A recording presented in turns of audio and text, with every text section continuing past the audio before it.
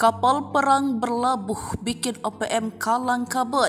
1 batalion TNI mendarat di Papua ketakutan. OPM tak dapat menutupi ketakutannya terhadap aparat TNI. Pasalnya, mereka langsung menebar isu yang tidak kalah kapal perang KRI Semarang 495 berlabuh di pelabuhan Samabusa, Nabire, Papua Tengah, di mana KR 495 itu mengangkut Satgas Pengamanan Perbatasan Kewilayahan Yonif 756 Wimanesili.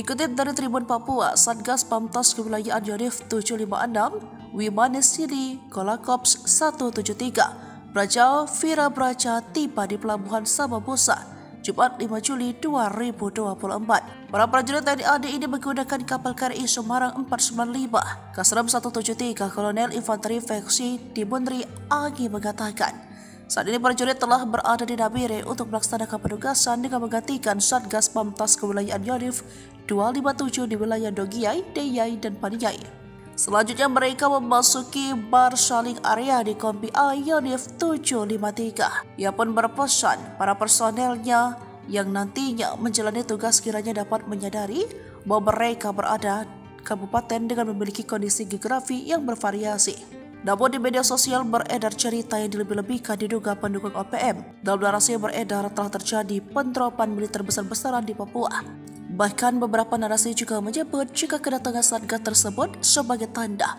jika Papua sudah menjadi wilayah darurat militer.